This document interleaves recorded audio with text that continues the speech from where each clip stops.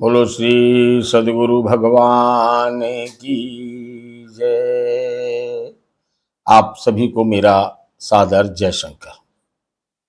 भजनमाला श्रृंखला में आज पुनः एक और पथिक जी महाराज का भजन आप लेकर आप सबके बीच उपस्थित हुआ हूं और सुनते हैं आज के इस भजन को, जिसमें पथिक जी महाराज परमात्मा से ही, अपने सदगुरु से, परमात्मा से के प्रति अपनी कृतज्ञता व्यक्त करते हुए अपनी बात कहते हैं। दुखों से अगर चोट खाई न होती, दुखों से अगर चोट खाई न होती, तुम्हारी प्रभु याद आई न होती, तुम्हारी प्रभु याद आई न होती।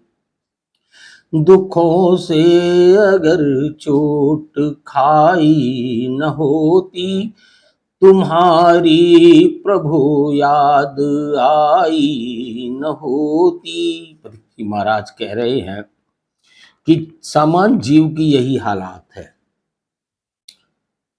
कि जब उसे दुख पहुंचते हैं और दुखों की चोट पड़ती है उस पर, तब उसे और कोई नहीं, सिर्फ परमात्मा याद आता है। और जब वो सुख में जीता है तो उसे मैं और मेरा याद आता है। एक मनोदशा है संसारी जीवों की। लेकिन जो परमार्थी जीव होता है, वो चाहे दुख हो चाहे सुख हो, सब में परमात्मा को याद रखता है। लेकिन यहां वो कह रहे हैं कि अगर दुखों की चोट ना पड़ती तो प्रभु तुम्हारी याद ना आती।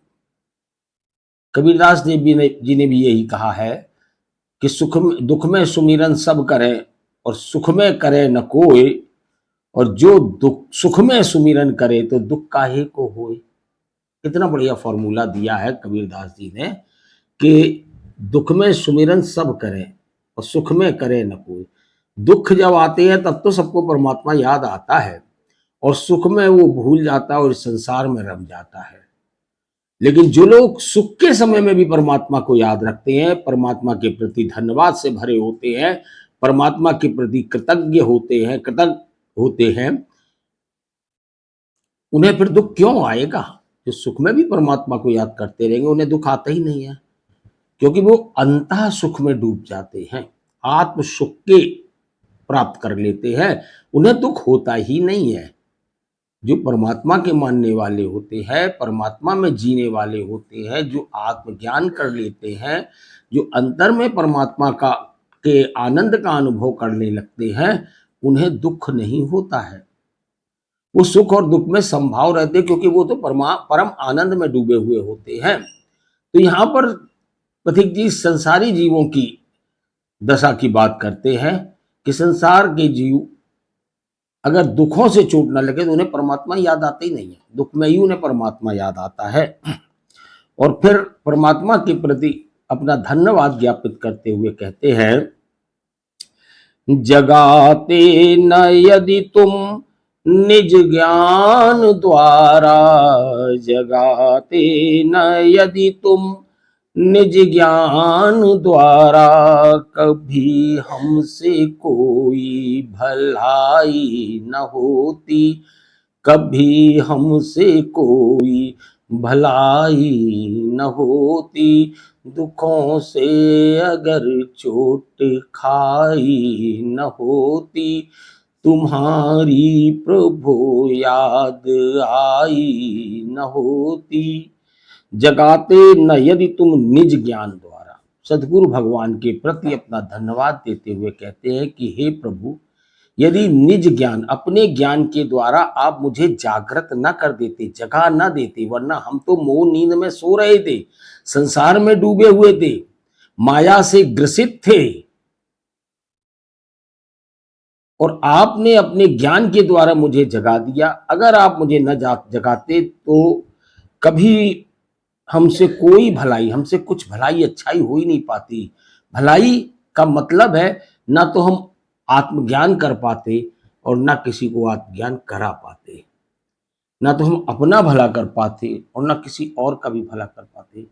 तो सदगुरु भगवान के प्रति अपने धन्यवाद को ज्ञापित करते हुए कहते हैं कि हम तो मोह की नींद में सो रहे थे, माया जनित इस संसार में रम रहे थे, संसार में डूबे हुए थे, सांसारिक वैभव धन पदार्थ में आसक्त थे। और जो व्यक्ति संसार में डूबा हुआ है वो सोया ही हुआ तो है। जागा तो वो है जो जान गया कि जीवात्मा अपने लोक से यहां आई है, मालिक के घर से यहां आई है और इसको वापस जाना है अपने घर। वही जागा हुआ है और जाने का जो प्रयत्न कर रहा है वही जागा हुआ है, बकाया तो संसार सोया हुआ है। कबीरदास जी भी कहते हैं, सुखिया सब संसार है, खावे और सोवे, दुखिया दास कबीर है, जागे और रोवे। जाग रहा है, रो रहा है कबीर, क्योंकि वो जानता है हमें अपनी मुक्ति करनी है, लेकिन इस संसार को तो केवल धन वैभव चाहिए और उसी माया में फंसा हुआ है। ये सोए हुए जीव हैं। जो संसार के मोह में फंसा हुआ है, धन वैभव संपत्ति, मेरा घर, मेरी प्रॉपर्टी, मेरा बैंक बैलेंस, मेरे रुपए, मेरा बेटा, मेरी बेटी, मेरा पति, मेरी पत्नी, मेरे नाती, मेरे रिश्तेदार, मेरी भाई, मेरे बहन, इसमें जो फंसा हुआ है, ये सारे जीव सो रहे हैं। ये माया से ग्रसित हैं, भ्रमित हैं। और पथिक जी कह रहे कि मैं भी इस संसार में फंसा हुआ था और माया मोह की नींद में सो रहा था, माया से ग्रसित था। यदि आप मुझे न जगा देते निज ज्ञान द्वारा, सदगुरु भगवान से कह रहे कि आप अपने निज ज्ञान, अपने ज्ञान से मुझे न जगा देते तो मैं भी तो सो रहा था, तो मुझसे कभी कोई भलाई ना हो पाती। मैं भलाई का मतलब आत्मा के कल्याण के लिए, आत्म कल्याण के लिए कुछ कर ही नहीं पाता, न जीवों के कल्याण के लिए कुछ कर पाता, कोई भला नहीं होता। कहीं भी हमें चैन मिलती न जग में, कहीं भी हमें चैन मिलती न जग में, तुम ही ने जो चिंता मिटाई न होती, तुम ही ने जो चिंता मिटाई न होती, तुम्हारी प्रभु याद आई न होती। कहीं भी हमें चैन मिलती न जग में। संसार में कहाँ चैन है, कहाँ सुख है? संसार दुखालय है, यहां सुख नहीं है। जिसको तुम सुख समझ रहे हो वो दुख का कारण है, वह रोग का कारण है, वह फंसने का कारण है, वह 84 का कारण है। ये सुख नहीं है, ये एक लालच है जो तुम्हें 84 में भटका देगा। तो यहां कहां चैन मिलती? इस संसार में सुख, चैन और सुख है ही नहीं। सुख तो परमानंद तो परमात्मा में है, संसार में कहां है आनंद? कहीं भी चैन नहीं मिलती इस जग में।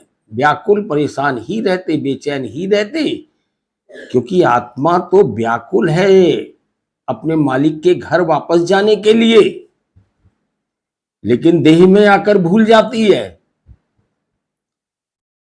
और इस संसार में फंस जाती है। इसको चैन कहां? संसार में कहीं चैन नहीं मिलता।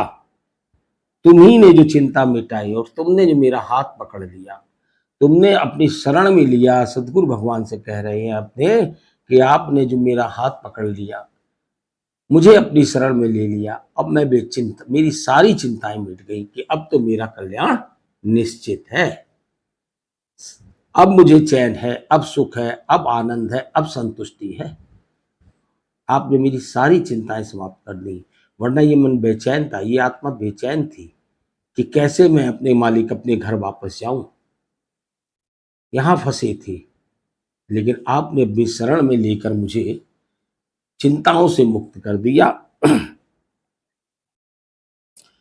कभी जिंदगी में ये आंखें न खुलती, कभी जिंदगी में ये आंखें न खुलती, अगर रोशनी तुमसे पाई न होती, अगर रोशनी तुमसे पाई न होती, तुम्हारी प्रभु याद आई न होती, दुखों से अगर चोट खाई न होती।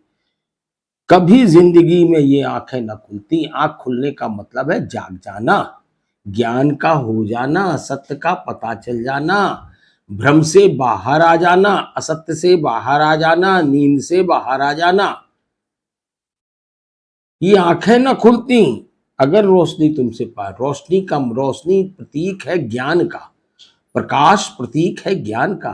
हे प्रभु, यदि आपसे मैंने ज्ञान ना प्राप्त किया होता, सत्य का ज्ञान ना प्राप्त किया होता, मेरे जीवन का अंधकार दूर ना हुआ होता, तो मेरी आंखें नहीं खुलती, मैं जाग नहीं पाता, मुझे पता ही नहीं चलता, मैं उसी को, माया को ही सत्य समझता रहता कि मेरा परिवार है, यही सत्य है, मेरा मकान है, यही सत्य है, मेरी प्रॉपर्टी है, यही सत्य, यही समझता रहता, ये मेरा धन है, ये मेरा बैंक बैलेंस है, इसी को मैं सत्य समझता रहता और सोया ही पड़ा रहता। और फिर जब ये जीवन समाप्त होता, जब ये देह छूटती, तब फिर आत्मा को जागरण होता और आत्मा कहती ये जीवन भी व्यर्थ चला गया। तब उसे सब ज्ञान हो जाता है, अनंत जन्मों का ज्ञान हो जाता है जैसे ही देह छूटती है। तब ये पश्चाताप होता कि ये जन्म भी व्यर्थ गंवा दिया। सोते ही रहे पूरे जीवन भर, जागे ही नहीं, थके ही नहीं अभिभोगों से, अनंत जन्म जो है ले चुके हो, जब से जीवात्मा आई है पृथ्वी पर। कितने जन्म लिए हैं, कितनी बार मनुष्य बने हुए होंगे, कौन सा ऐसा भोग बचा है जो भोगा ना हो? क्या उस सुख की आज तक याद है? तो ये जो भोगों में फंसे हुए, क्या ये भी याद रह जाएंगे? क्यों मिट्टी के मूल अपना जीवन व्यर्थ गवाई दे रहे हो? मुक्ति प्राप्त करो और इन जन्म मृत्यु के चक्र से छुटकारा प्राप्त करके परम आनंद में परमात्मा के लोक में चलो और वहीं विश्राम करो। वहां परम आनंद है, आनंद ही आनंद है, वहां न सुख है न दुख है, आनंद ही है। ये रोशनी अगर आपसे न मिलती, ये ज्ञान हमें अगर न मिलता, तो हमारी तो कभी आंखें ही नहीं खुलती, डूबे रहते, अज्ञानता में ही डूबे रहते पूरे जीवन और अज्ञानता में ही इस दुनिया से विदा हो जाती। बनी तुमसे लाखों की हम मानते क्यों, बनी तुमसे लाखों की हम मानते क्यों, हमारी जो बिगड़ी बनाई न होती, हमारी जो बिगड़ी बनाई न होती, तुम्हारी प्रभु याद आई न होती, दुखों से अगर चोट खाई न होती। तुमसे लाखों की बहुत हमने सुना, पढ़ा कि तुमने उसका उद्धार कर दिया, तुमने उसकी बिगड़ी बना दी, तुमने प्रहलाद का उद्धार किया, तुमने शबरी का उद्धार किया, तुमने जटायु का उद्धार किया, तुमने अजामिल का उद्धार किया, तुमने अनंत लोगों के उद्धार किए, तमाम लोगों के जीवन को सुधार दिया। लेकिन हम क्यों मानते?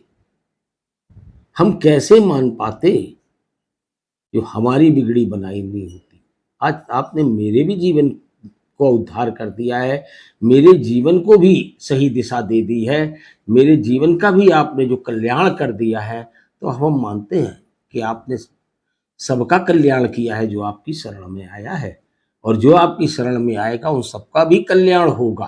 अब हम आप इस बात मानते हैं क्योंकि आपने तो मेरा जीवन बना दिया, मैं जो अज्ञानता के अंधकार में डूबा हुआ था, जो संसार के विषय भोगों में फंसा हुआ था, उससे मुझे निकाल कर मेरे जीवन को सही दिशा दे दी और मुझे मुक्ति का पथ प्रदान कर दिया और मेरे जीवन का उद्धार कर दिया।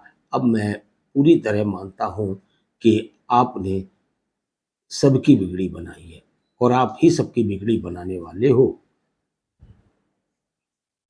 किसी का कहीं भी नहीं था ठिकाना, किसी का कहीं भी नहीं था ठिकाना, शरण यदि परम शांति दाई न होती, शरण यदि परम शांति दाई न होती, दुखों से अगर चोट खाई न होती, तुम्हारी प्रभु याद आई न होती।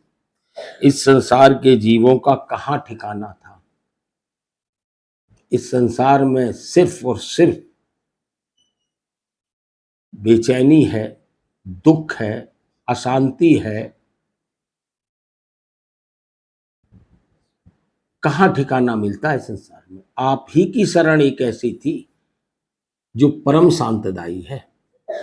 अगर आपकी भी ये परम शांतदायिनी शरण न होती तो इस संसार के जीवों का कहाँ ठिकाना था। आप ही तो एक हो सबकी बिगड़ी बनाने वाले, सबको अपनी शरण में लेने वाले, सबको परम शांति, आत्म शांति और सुख प्रदान करने वाले, आनंद देने वाले। अगर आपकी भी शरण ना होती, आपकी ये शरण इतनी शांतदायी नहीं होती, तो इस दुनिया के जीवों का कहाँ ठिकाना था। यहाँ तो कुछ है ही नहीं सिवाय बेचैनी, अशांति, तकलीफ, दुख, रोना, यही सब कुछ है। और यहाँ है का, यहाँ दुख ही दुख है। हर सुख के पीछे दुख लगा है, हर भोग के पीछे रोग लगा है। कष्ट ही कष्ट है इस संसार में। इस संसार का संतों ने नाम ही दुखालय रखा है।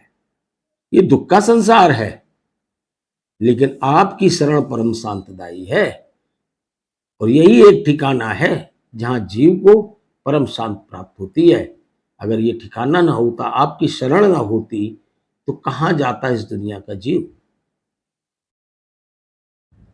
पथिक से पतित की भला कौन सुनता, पथिक से पतित की भला कौन सुनता, तुम्हारे यहाँ जो सुनाई न होती, तुम्हारे यहाँ जो सुनाई न होती। पथिक से पतित की भला कौन सुनता, तुम्हारे यहाँ जो सुनाई न होती, तुम्हारी प्रभु याद आई न होती। पथिक जी कह रहे हैं मेरे जैसे पतित की कौन सुनता। अगर तुम ही तो एक हो जो सबकी बिगड़ी बनाते हो, सबका उद्धार करते हो, वरना मेरे जैसे पतित की, जो पतित ही है, जो परमात्मा के घर से, परमात्मा से विलग होकर संसार में आया और फिर उसी को भूल गया कि हमें अपने घर भी वापस जाना है। संसार में रम गया, संसार से प्रीति जोड़ ली, संसार के भोगों से आसक्ति हो गई, संसार में मिले हुए व्यक्ति और वस्तुओं से प्रेम जग गया और परमात्मा से प्रेम भूल गया। वो पतित ही तो है जो परमात्मा को भूलकर और संसार से प्रेम जोड़ ले, वही तो पतित है। तो मेरे जैसे पतित जो संसार में भटक रहा था, हमारी सुनाई कहाँ होती। कोई मेरी सुनने वाला नहीं था। मैं इसी प्रकार जन्म और मृत्यु के चक्र में फंसकर 84 लाख योनियों में अपनी दुर्दशा कराता रहता। लेकिन धन्य प्रभु, आपने मुझे अपने शरण में ले ली और आपके यहाँ मेरी सुनवाई हो गई। आपने मेरा कल्याण कर दिया, ये मेरा जीवन धन्य हो गया। और अगर ये दुख ना आते मेरे जीवन में, दुखों से हमें चोट ना पहुंची होती, तो हम तुम्हारी शरण में नहीं आ पाते। दुखों से अगर चोट खाई न होती, तुम्हारी प्रभु याद आई न होती। तो ये दुख ना आते, इनकी चोट ना लगती, तो हम कैसे तुम्हारी याद आती है। तो मैं तो उन दुखों को भी धन्यवाद दूंगा जिनकी चोट से मुझे तुम याद आई, और तुम याद आई तो तुमने मुझे अपनी शरण में ले लिया और मेरे जीवन का उद्धार कर दिया। हम आपके प्रति धन्यवाद से भरे हुए हैं। हम आपके प्रति हमारे ऊपर आपका जो जो उपकार है, उसने मुझे धन्य कर दिया है। दुखों से अगर चोट खाई न होती, तुम्हारी प्रभु याद आई न होती। आशा करता हूँ ये भजन आपको अच्छा लगा होगा। भजन अच्छा लगा है तो वीडियो को लाइक करें, शेयर करें, कमेंट बॉक्स में अपनी राय दें। रात्रि 9 बजे से गीता का लाइव सेशन प्रारंभ होता है इसी चैनल पर। गीता पर चर्चा सुनने के लिए चैनल पर अवश्य आएं और श्रीमद् भगवत गीता के ज्ञान की अमृत में स्नान करें। कल फिर मिलेंगे एक नए भजन के साथ। आज के लिए बस इतना ही। सद्गुरु भगवान के चरणों में प्रणाम करते हुए आप सभी को सप्रेम जय शंकर।